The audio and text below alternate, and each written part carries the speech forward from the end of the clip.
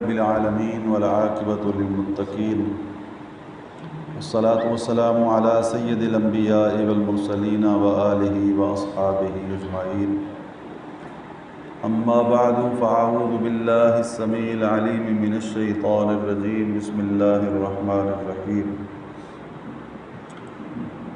يا أيها الرسل كلوا من الطيبات واعملوا صالحا إني بما تعملون عليم وقال الله تبارك وتعالى في مقام آخر يا أيها الذين آمنوا كلوا من طيبات ما رزقناكم واشكروا لله إن كنتم إياه تعبدون وقال الله تعالى جل جلاله في مقام آخر يا أيها الناس كلوا مما في الأرض حلالا طيبا ولا تتبعوا خطوات الشيطان إنه لكم عدو مبين صدق الله العظيم وصدق رسوله النبي الكريم الأمين اللهم صل على سيدنا محمد وعلى آل سيدنا محمد صلاة دائمة مقبولة تؤدي بها عنا حقه العظيم الصلاة والسلام عليك يا رسول الله وعلى آلك وأصحابك يا حبيب الله الصلاة والسلام عليك يا رحمة للعالمين وعلى آلک و اصحابک یا شفیع المذنبین۔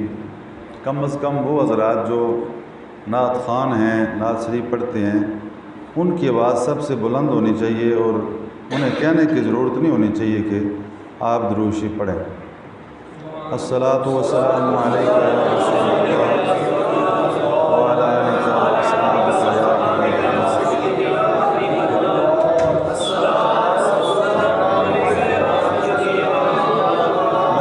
پروردگارم امت احمد نبی دوست دارم چار یار تابع اولاد علی مذہب حنفیہ دارم ملت حضرت خلیل خاک پائے غوث اعظم زیر سایہ ہر ولی۔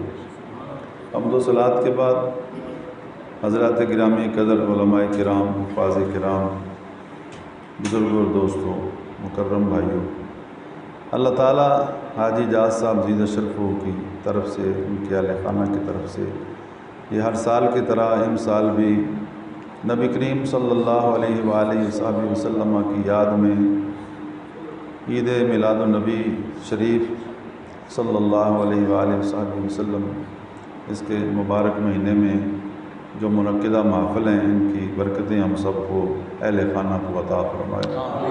تقریباً یہ تیسری غالباً محفل، آج تیسری محفل شریفہ ہے۔ مجھے میرے برادر مکرم استاذ الحفاظ قاری ولی احمد صاحب سیالوی نے حکم دیا کہ 9 بجے تقریر شروع ہونے ہیں تو تم اس سے پہلے پہنچو، اور پھر پہنچنا آپ کو معلوم ہے کہ لاہور کی سڑکوں پہ بابا دشوار ہوتا ہے، تو الحمدللہ میں ان کے حکم کے مطابق 9 بجے سے کچھ منٹ پہلے ہی آ گئے، اور اب تقریباً 9:30 بج گئے، اب تقریر شروع ہو گئی۔ تو ایک نسخہ میں عرض کرتا ہوں بانیوں سے کہ یہ جو شکوہ ہے کہ علماء لیٹ ہو جاتے ہیں اور محفل لیٹ ہو جاتی ہے، اس کا حل کیا ہے اور اس کی وجہ کیا ہے؟ اس کی وجہ یہی ہے کہ میں وقت پہ آ گیا، مجھے آدھا گھنٹہ بٹھا دی، تو آئندہ میرے ذہن میں خیال آئے گا کہ آدھا گھنٹہ لیٹ جاؤ، کوئی مسئلہ نہیں ہے۔ تو جو آدھا گھنٹہ لیٹ جانے کا ارادہ کرتا ہے وہ گھنٹہ بھی لیٹ ہو سکتا ہے۔ تو پھر جب زیادہ محافل کرانی ہوں یعنی روزانہ کی بنیاد پہ، تو اس پہ روٹین میں اپنی عرض کرتا ہوں۔ ہماری مساجد میں جب 3 روزہ یا 5 روزہ ایسی محافل ہوتی ہیں، جیسے آج سے سلسلہ شروع ہے، تو پھر ہم تلاوت بھی نہیں کرتے، وہ خطیب صاحب کا خطبہ، اسی میں تلاوت، اسی میں نعت شریف اور اسی میں تقریر، وہ ہم آدھے گھنٹے 40 منٹ میں اس کو سمیٹ لیتے ہیں، اور لوگ وقت پہ آتے ہیں اور بیٹھے بھی رہتے ہیں۔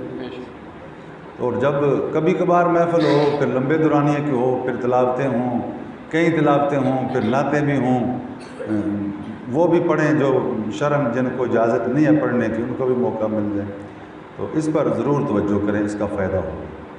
بانی حضرات جب اس کی کوشش کریں کہ وقت پہ شروع کریں، وقت پہ دعا کریں، وقت پہ لنگر کھائیں، تو جو لیٹ آئیں گے وہ پھر خالی برتن دیکھیں گے اور واپس چلے جائیں، اگلے دن پھر ٹائم پہ آ جائیں۔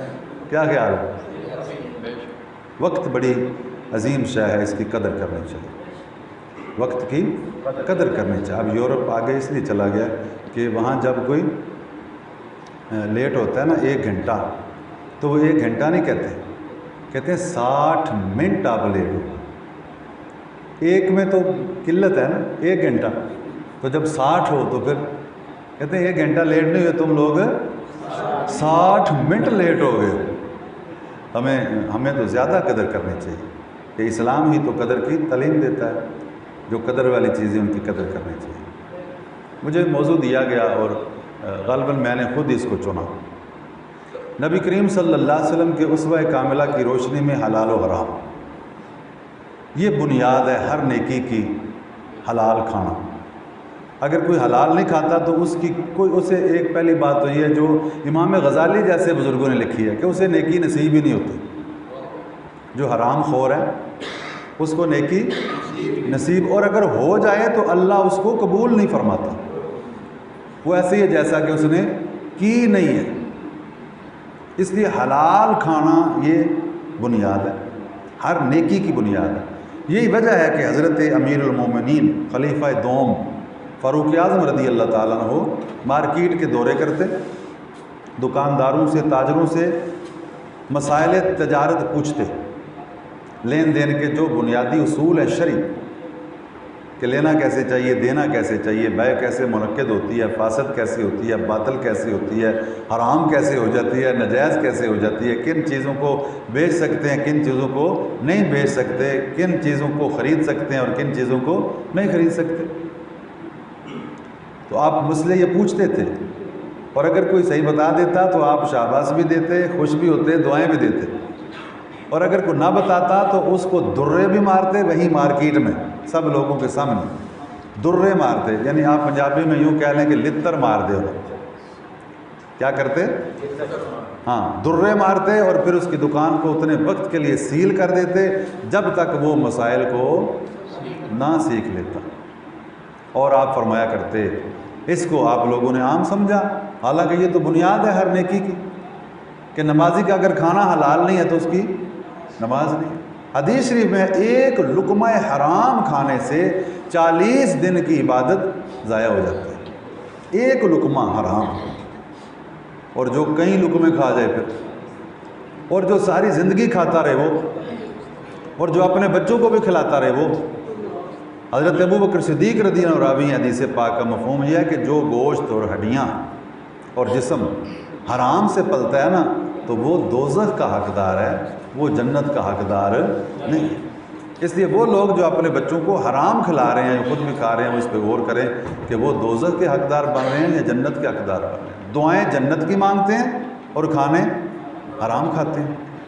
اللہ اکبر۔ سورہ المومنون میرے سامنے موجود ہے، قرآن پاک میں اللہ تعالیٰ نے ارشاد فرمایا، آیت نمبر 51 ہے، یا ایھا الرسول، اے رسولو۔ سبحان اللہ، اللہ نے خطاب بھی کیا تو اپنے ان بندوں سے جو اللہ کے مخلوق میں سب سے پیارے ہیں، سارے رسولوں کو یہ خطاب ہے۔ اور بعض مفسرین نے فرمایا اس سے مراد خاص نبی کریم صلی اللہ علیہ وسلم کی ذات گرامی، یعنی یہ آیت خاص بھی ہے اور عام بھی ہے، تمام رسولوں کو بھی خطاب ہے اور خاص نبی پاک صلی اللہ علیہ وسلم کو بھی خطاب ہے۔ ایک قول یہ بیان کیا مفسرین نے کہ یہ خطاب حضرت عیسیٰ بن مریم کو ہے۔ کیا خطاب ہے؟ کلوا من الطیبات، پاکیزہ کھاؤ۔ کیا کھاؤ؟ اب ان کو حکم دیا جا رہا ہے جو ہیں پاکیزہ اور کھاتے بھی پاکیزہ ہیں۔ کائنات کے جتنے افراد ہیں، معاشرے کے جتنے افراد ہیں، ان میں پاکیزہ ترین جو افراد ہیں، ستھرے افراد ہیں، جن کی ہسٹریاں، جن کی زندگیاں مثالی ہوتی ہیں، وہ نبی اور رسول ہیں۔ وہ کون ہیں؟ نبی اور رسول، اور پھر ہمارے آقا و مولا، جن کے اسوہ کی روشنی میں ہم اس مسئلے کو سمجھنے کی کوشش کریں گے۔ اتنی مخالفت کسی نبی کی نہیں ہوئی، اتنی نکتہ چینی کسی نبی کی نہیں ہوئی اتنی چھان پھٹک کسی نبی کی تعلیمات کی اور ہسٹری کی اور زندگی کی نہیں ہوئی آج تک 1450 سال ہو گئے ہیں، بلکہ 13 اس میں اور شامل کر لیں، تقریباً 1460 سے بھی اوپر سال ہونے کو ہیں اسلام کی عمر کو۔ اس وقت سے لے کر آج تک مختلف انداز سے کفار نبی پاک صلی اللہ تعالی علیہ وسلم کی تعلیمات کو، آپ کی زندگی کو چھانتے پھٹکتے ہیں، ڈھونڈتے ہیں کہ کہیں سے کوئی کمزوری ملے، کہیں سے کوئی خالی خانہ ملے کہ ہم وہاں جا کے شور غوغا ڈال دیں۔ لیکن جس نے بھی حضور صلی اللہ علیہ وسلم کی حیات طیبہ کو چیک کرنے کی کوشش کی، آخر اس نتیجے پر پہنچا کہ ایسا نہ کوئی پہلے آیا، نہ آج ہے، نہ بعد میں ہے۔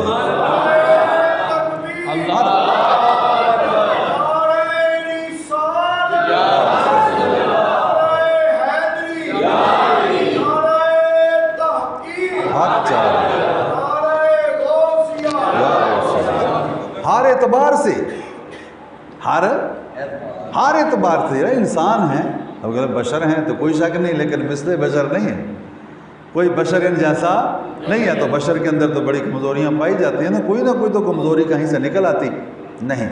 یہ ایسی کامل ذات ہے اور اللہ تعالیٰ نے ایسے کمالات عطا فرمائے، ایسی حفاظت فرمائی۔